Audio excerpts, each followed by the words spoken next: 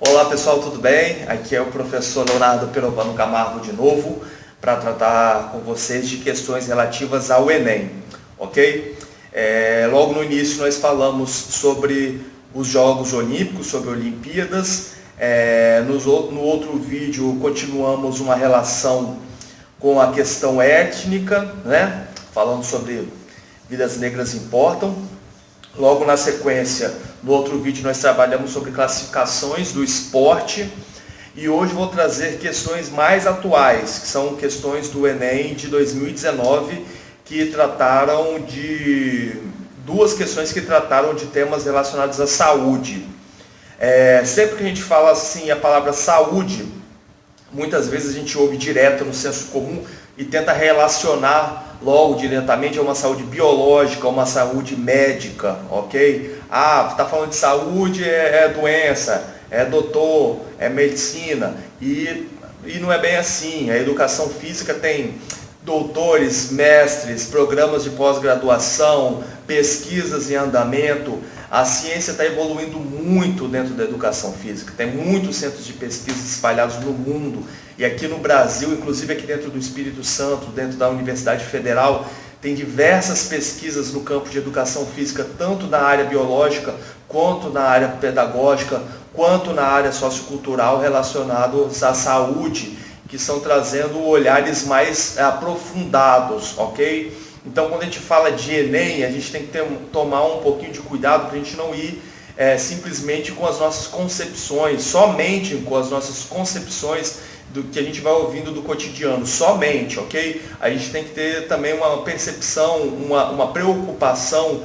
em tentar se apropriar o máximo possível que a gente conseguir desses conceitos científicos que, claro, os professores de educação física estão se elaborando e melhorando a cada dia, ok? Então, quando a gente vai falar de saúde, a gente vai falar da saúde de um ponto de vista de uma pedagogia, de uma educação para a saúde. A gente vai falar do aspecto sociocultural da saúde, como diversos fatores do cotidiano atual influenciam a nossa saúde, a nossa imagem, tanto a nossa saúde física, quanto principalmente a nossa saúde mental.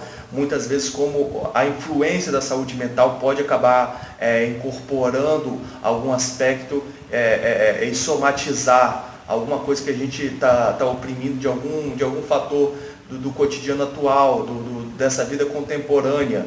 Vários hábitos da vida contemporânea, vários equipamentos, tecnologias da vida cotidiana que estão influenciando diretamente a nossa saúde mental, e essa influência na saúde mental somatiza e causa danos físicos, né?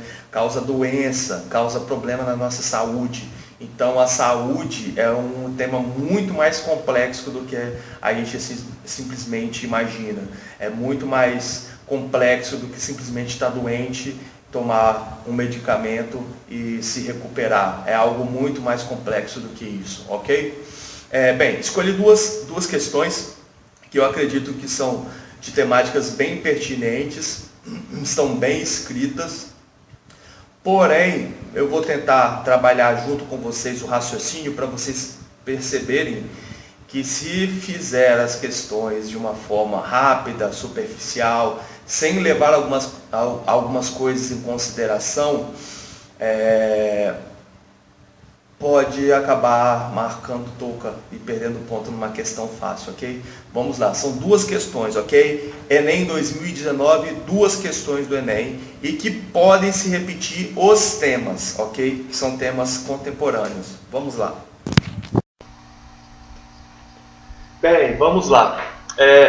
Uma das questões que foram selecionadas é essa aí que vamos ler juntos. No Brasil, a disseminação de uma expectativa de corpo com base na estética da magreza é bastante grande e apresenta uma enorme repercussão, especialmente se considerada do ponto de vista da realização pessoal. Em pesquisa feita na cidade de São Paulo, aparecem os percentuais de 90% entre as mulheres pesquisadas que se dizem preocupadas com o seu peso corporal, sendo que 95% se sentem insatisfeitas com seu próprio corpo. Tem aí a referência, né? Corpo, Ciência e Mercado, reflexões acerca da gestação de um novo arquétipo de felicidade. Bem, vamos lá. Quando a gente fala de estética da magreza, a gente vê isso em quais locais? A gente vê isso principalmente no dispositivo principal que a gente utiliza hoje em dia, né? Que a maioria das pessoas fica conectada o tempo inteiro, que é o smartphone. Inclusive os idosos que tentaram alertar a gente no passado porque não conseguiam ter acesso à ferramenta, foram criadas algumas ferramentas, alguma forma fácil, né, dos idosos pegar pelo menos essa camada superficial da vida na internet, e já capturaram todos também. Então mesmo os idosos também estão aí presos em smartphone, mesmo sem utilizar aí nem 1% da capacidade dos smartphones, sem poder usar a capacidade total disso, já estão presos também dentro dessa ditadura aí tecnológica, ok? E quando a gente fala dessa ditadura tecnológica, é um termo às vezes meio complexo, né? Porque não é algo que é obrigatório, mas que é algo que foi criado para ser viciante. Então acaba sendo uma ditadura com o seu aval. Você dá o aval para que essa ditadura ocorra. Então você está lá no Facebook vendo diversas imagens e postando imagens que tem a ver com você ou que não tem a ver com você, e começa a ser bombardeado por diversas figuras que começam a te dar uma expectativa do que seria felicidade. As pessoas editam. Eu conheço pessoas pessoalmente que não tem 0% a ver com o que são no Facebook.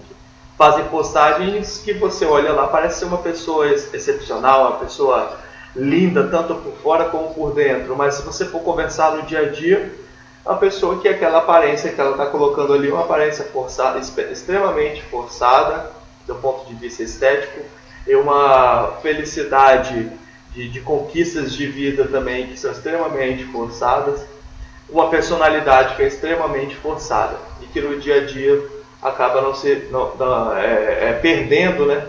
Perdendo a realidade, perdendo o que é de verdade, perdendo a essência, perdendo a verdade, e acaba se afundando numa fantasia.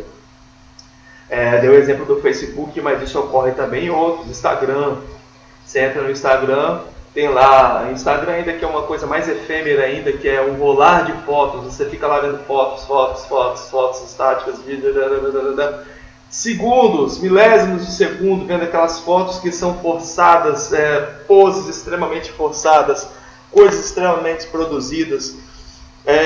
Eu não posso nem criticar, digamos assim, avacalhar a propaganda, a publicidade, a arte, porque tem todo um pensamento estético por trás das produções das imagens. Agora o problema é que você passa a acreditar que essas produções, que essas criações, você não consegue enxergar, você não tem capacidade intelectual suficiente para enxergar a produção por trás daquelas coisas. E você passa a simplesmente selecionar mentalmente aquilo como se fosse a verdade. E quando você começa a distorcer isso, você começa a ficar a ter um dado como esse. 95% das pessoas, das mulheres de uma pesquisa de São Paulo, se sentirem insatisfeitas com seu próprio corpo. Primeiro lugar, gente, vocês têm certeza que apenas 5% das mulheres estão com um corpo bom na cidade de São Paulo? Mesmo do ponto de vista mais superficial, mais básico, vocês acreditam nisso? E outro ponto, quando você fala o seu próprio corpo, tudo que você faz na vida, você faz através do seu corpo. Você faz através da sua mente. O seu corpo não se estende somente à aparência física. Se estende à sua capacidade física.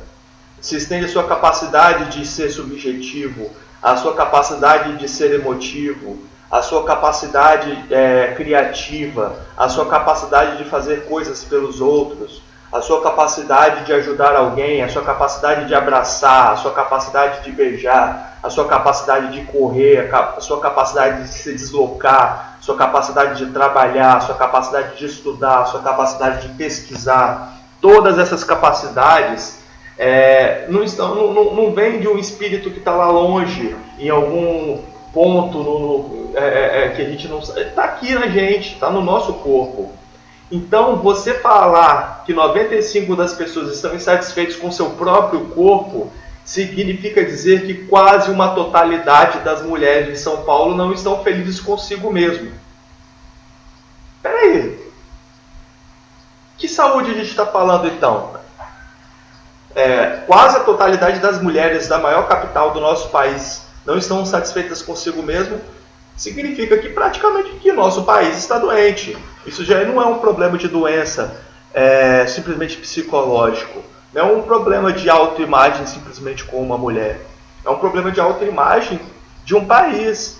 E se você estender essa pergunta, essa pesquisa, né, com essa pergunta para outros locais, que eu leio pesquisas em outras línguas, outros idiomas, na América Latina, nos Estados Unidos e outros idiomas, você na Europa, acessando através da língua inglesa, você vê que isso é algo corriqueiro no mundo.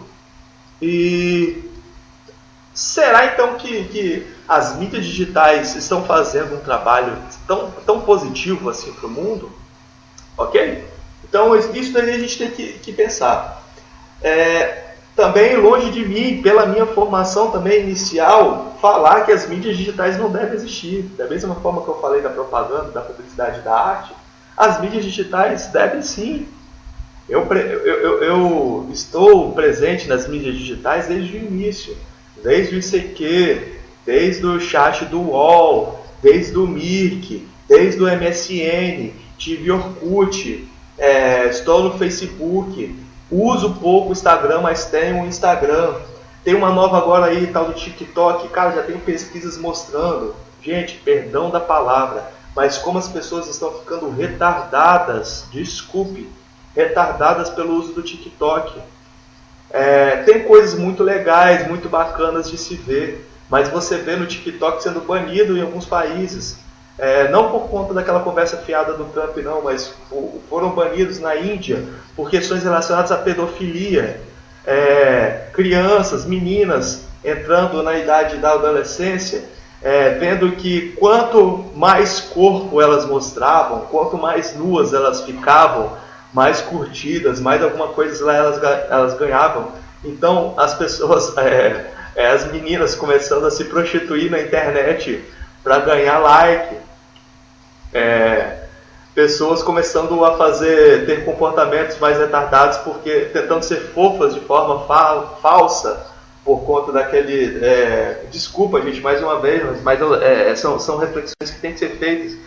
Alguns movimentos lá da Coreia do Sul, esqueci o nome lá do K-pop, que tem coisas legais, bacanas, estéticas positivas ali no movimento, mas tem uma teatralização ali de tentar forçar ser fofo, tem algumas forçações que a gente começa a carregar para a nossa vida que não fazem sentido, tá? Gente, desculpa essa viagem gigantesca, mas é que dá para falar sobre esse assunto aí por horas, por dias, porque é algo que a gente consegue ver e analisar no nosso dia a dia. De uma questão do Enem e que isso pode se repetir provavelmente porque está na contemporaneidade. Então vamos lá. Opções.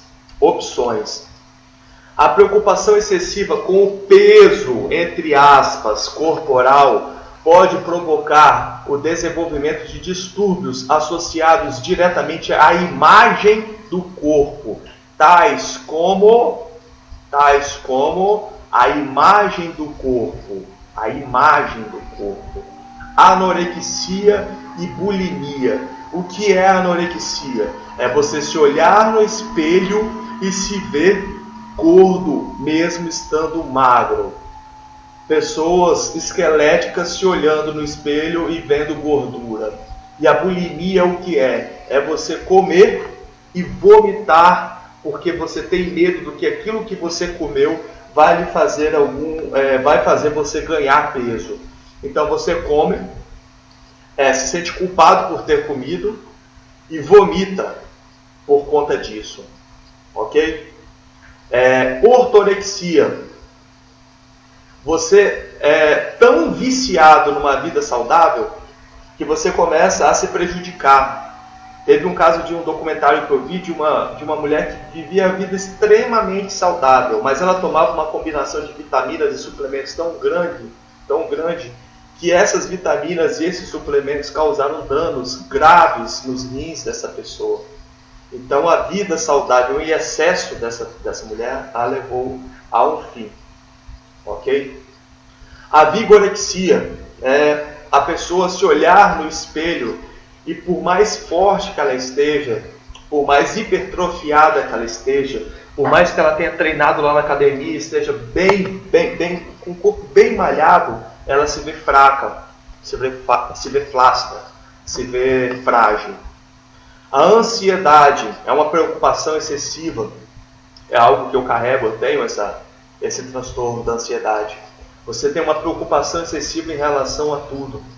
Você tem uma tarefa para fazer, você resolve essa tarefa de mil vezes na sua mente antes de chegar a hora de resolvê-la. A ansiedade, esse estresse da ansiedade é algo positivo até certo ponto, porque é um mecanismo que você tem de você resolver uma situação que irá ocorrer dentro da sua mente. É uma situação cognitivamente boa. Ela começa a se transformar num problema quando essas milhares de formas de você resolver o problema te impedem de realmente resolver o problema. Seja muitas vezes por uma questão realmente pessoal, ou seja por uma circunstância de vida que você está vivendo. Você está vivendo, de repente, com pessoas ao seu redor que potencializam a sua ansiedade. Você vive numa situação, numa residência, num trabalho, num chefe, com família, com familiares, que potencializam a sua situação de ansiedade. Então, se você está tendo uma percepção, resolvendo diversos problemas dentro da sua mente, e essas resoluções estão cognitivamente corretas, são soluções que realmente vão trazer uma melhoria para a sua vida, e que trariam melhoria para a vida das outras pessoas, e você começa a encontrar impeditivos ao seu redor, você começa a ter a ansiedade começa a te causar mal, ok? Então, solução de quem está fazendo terapia, comece a identificar familiares, locais de vida, pessoas no trabalho, amizades, locais que você frequenta, que atrapalham o seu processo de solucionar problemas. Se você está tendo capacidade de solucionar problemas e as suas proposições de solucionar problemas são positivas, arrume um jeito de fazê-las e seja feliz,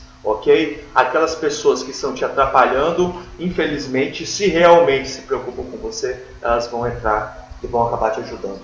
E a depressão, o que é? Cara, por mais que a sua vida esteja boa, por mais que ocorra coisas positivas na sua vida, você não consegue agir, você não consegue se mexer, você não consegue se mover, você não tem vontade de sair da cama, você não tem vontade de fazer nada.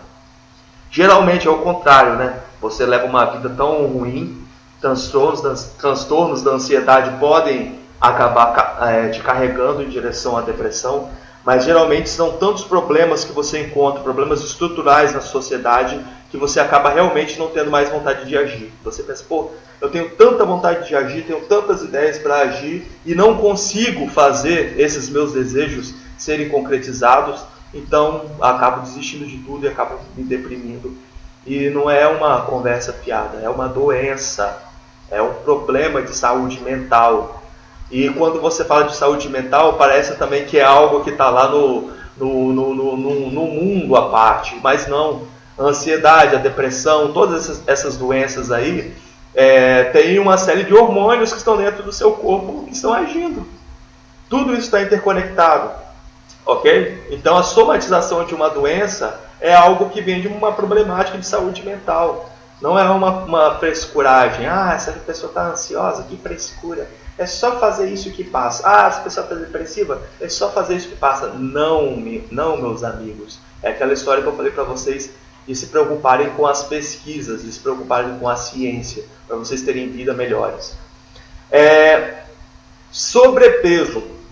Sobrepeso é uma classificação, né, normativa dentro do IMC, né, o Índice de Massa Corpórea, e classifica dentro de uma taxa, né, que você calcula a sua estatura em relação ao seu peso corporal e cria uma categoria, que dependendo do número pode se classificar como sobrepeso, como obesidade 1, 2, 3, né, obesidade mórbida, ou como ter um peso inferior, né? Uma categoria baseada numa relação de estatura, uma relação matemática de estatura e peso e massa, né? Estatura e massa. E aí a gente vem essa questão: será que um fisiculturista baixinho pesa pouco? Qual é o peso do músculo? O músculo pesa mais do que a gordura. Então o IMC já não perde, já não serve, não serviria para essa conta, ok? Rapidamente. Fobia social. Todas essas características aí, algumas dessas características anteriores aí, podem acabar acarretando uma fobia social. Se você é uma pessoa que tem um distúrbio de imagem, não se sente à vontade com o próprio corpo, uma pessoa ansiosa, ansiosa no sentido de estar desenvolvendo um transtorno de ansiedade generalizada, por conta das soluções que você está encontrando na sua cabeça não estarem correspondendo às realidades que você encontra em sua vida, se tudo aquilo que você faz acaba te deprimindo e você tem às vezes vontade de fazer alguma coisa e não consegue de forma nenhuma, você acaba tendo uma fobia social. E ter uma fobia social também não é uma frescura. Tem uma frasezinha que você tem que ver lá. Não vou falar a frase completa não, porque é muito chocante, mas muitas vezes você está com fobia de encontrar uma sociedade e realmente você deveria, porque essa sociedade não presta. Muitas vezes o problema não tá em você não, tá? Muitas vezes você é uma pessoa que tá bem sã, bem consciente, lúcida até em excesso em relação ao mundo onde você vive, às pessoas que estão ao seu redor, à família que você tem, aos amigos, né, que você tem, ao trabalho que você tem, à vida que você leva, as pessoas que estão te representando na política, as pessoas que estão te representando ao seu redor. E muitas vezes a sua consciência é lúcida demais. E você ter fobia social de estar cercado de pessoas que realmente não são pessoas positivas, não são exemplos positivos, digamos assim, é classificado como uma doença, mas é uma doença que faz muito sentido. Sedentarismo. Sedentarismo é você simplesmente não fazer atividades físicas, né? Tem uma classificação lá tem uma classificação de quanto tempo você deveria fazer, né? Uma das mais usadas lá é de 150 minutos por semana, 30 minutos por dia de atividade aeróbica, mas é ideal você fazer tanto uma atividade aeróbica como uma atividade anaeróbica, uma atividade com treino resistido, uma atividade ao ar livre, fazer atividades com o próprio peso corporal, fazer atividades que lhe tragam prazer, dançar, lutar, se mexer, correr, praticar esporte, mas a gente vive uma pandemia, então a gente tem que pensar, não parar de fazer, mas buscar soluções. Como é que eu posso continuar fazendo atividades físicas de uma forma segura, ok? Sempre existe uma solução. Agora, se a solução existe e você não procura, se você não vai até ela, fica complicado, ok? E a obesidade também é classificada como uma doença, é um acúmulo de tecido adiposo em excesso no seu corpo, que o tecido adiposo não traz uma série de questões fisiológicas de funcionamento metabólico do corpo, ok? Tanto no funcionamento metabólico, que eu terminei de falar, como no funcionamento hormonal, como no funcionamento hemodinâmico, como diversas outras características fisiológicas. Mas também tem um problema muito grave, que é você classificar uma pessoa que está com obesidade e começar a pesar essa pessoa com certos comentários, ok? Pesar em excesso essa pessoa. Se essa pessoa está obesa e ela faz o controle dela de saúde, não tem por que alguma outra pessoa que não tem nada a ver com a vida dela se preocupar ou se meter, ok? Então vamos lá. Depois dessa conversa toda, a preocupação excessiva com o peso corporal pode provocar o desenvolvimento de distúrbios associados diretamente à imagem do corpo. Quais são? Imagem do corpo. Você tendo um problema com a imagem do corpo, relacionado com o texto anterior das mulheres paulistas, que 95% delas dizem que não estão satisfeitas com o próprio corpo. Então a gente marca o quê? Anorexia e bulimia, ok? São os problemas ligados diretamente à imagem do corpo. Próxima questão. Educação para a saúde mediante programas de educação física escolar. A educação para a saúde deverá ser alcançada mediante interação de ações que possam envolver o próprio homem mediante suas atitudes frente às exigências ambientais representadas pelos hábitos alimentares, estado de estresse, opções de lazer, atividade física, agressões climáticas e etc. Dessa forma, parece evidente que o estado de ser saudável não é algo estático, ok? Você não é uma pessoa saudável, você está uma pessoa saudável. Hoje, agora, daqui a pouco pode não estar tão saudável assim e assim vai variando. Pelo contrário, torna-se necessário adquiri-lo e construí-lo de forma individualizada, constantemente, ao longo de toda a vida, apontando para o fato de que saúde é educável e, portanto, deve ser tratada não apenas com base em referenciais de natureza biológica e higienista, mas, sobretudo, em um contexto didático-pedagógico, ok? Então, você tem que se educar para a saúde. E a educação física escolar pode promover isso. A partir do momento que você saiu da escola, você também tem que se educar por conta própria, digamos assim, né? Que é um processo de educação que você carrega ad infinitum, né? Até o fim da sua existência. A educação para a saúde pressupõe a adoção de comportamentos com base na interação de fatores relacionados a adoção de comportamentos, ok? Adoção de comportamentos. Educação para a saúde, adoção de comportamentos, ok? Esse que eu acho que é o ponto que a gente tem que pegar dessa questão. Você aderir a programas de lazer faz bem para a sua saúde? Sim. Você optar por dietas balanceadas faz bem à sua saúde? Sim. E quais são essas dietas balanceadas? É individualizado, ok? Um atleta tem um atleta de determinado esporte, de determinada função dentro do esporte, de determinado nível dentro do esporte. Um atleta de Série A, um atleta que é um atacante, um atleta que é um goleiro, um atleta que é um levantador de peso, um atleta que é um bailarino profissional, um atleta que é um corredor, um atleta que é um saltador e uma pessoa que não é atleta, uma pessoa que não é atleta mais corre, uma pessoa que não é atleta mais joga, uma pessoa que não é atleta mais brinca, uma pessoa que não é atleta mais é uma mãe que tem que ficar atrás do filho o dia inteiro, uma pessoa que não é atleta mais trabalha catando lixo, correndo atrás de um caminhão durante o dia inteiro, uma pessoa que varre, uma pessoa que corre, uma pessoa que luta, uma pessoa que se desloca de bicicleta para o trabalho, uma pessoa que tem que fazer uma correria no dia a dia todo o tempo. Cada pessoa tem um balanceamento para a sua dieta, ok?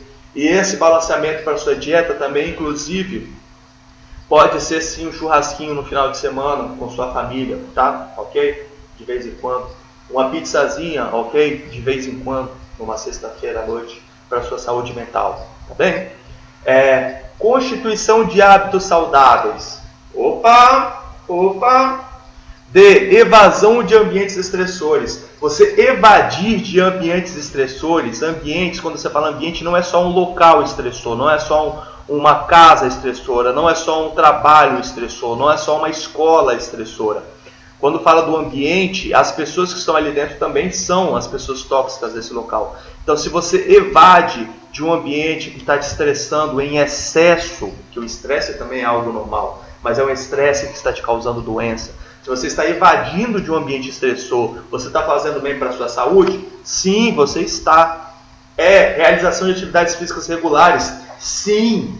Não existe todo esse discurso que a gente está fazendo, a gente não pode chegar no final e jogar contra o próprio time, né? Realizar atividades físicas regulares, sim, faz muito bem para a saúde. O ser humano nasceu para ficar em movimento. A gente tem o nosso sistema músculo-esquelético que foi realizado para se mover. A gente aprende motoramente, a gente aprende se mexendo. A gente é feito para correr, para saltar, para pular, para abraçar, para se mexer, ok? O ser humano foi feito para isso. Mas espera aí, se tudo isso tem relação com a saúde, como é que eu vou saber qual é a opção certa? A educação para a saúde pressupõe a adoção de comportamentos.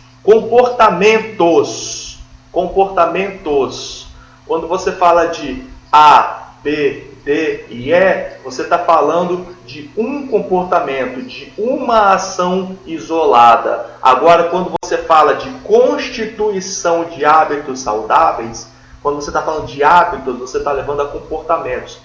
Hábitos são o quê? Comportamentos que são tomados